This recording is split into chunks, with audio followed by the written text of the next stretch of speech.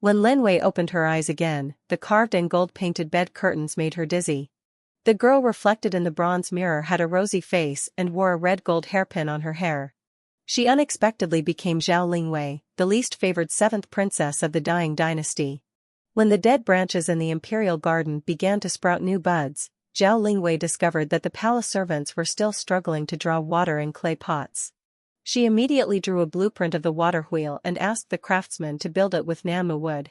When the water automatically flowed into the flower bed along the wooden trough, the old eunuch in charge of watering the flowers was so shocked that he fell to his knees and said, "Her Highness the Princess is actually able to understand the magic of ghosts and gods."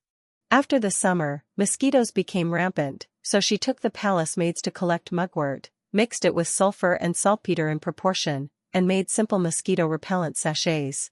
The palace maids who used to have trouble sleeping due to mosquito bites can now finally sleep peacefully at night.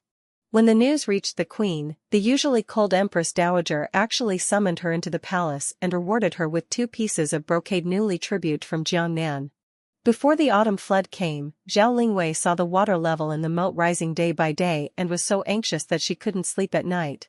She remembered the design of modern flood embankments, so she asked the Minister of Works to build an embankment with rammed earth on the river bank and also spread a layer of glutinous rice mortar on the inside of the embankment. While neighboring provinces suffered a complete loss of harvest due to floods, the capital city remained safe and sound. The emperor was very pleased and not only promoted her to Princess Minghui, but also allowed her to enter and leave the royal library freely.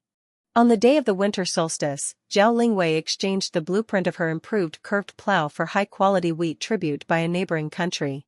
Looking at the wheat seedlings in the experimental field, which were half a foot taller than ordinary wheat, she smiled and said to the maid beside her, "By this time next year, we will definitely be able to add some new rice to the lava porridge in our palace."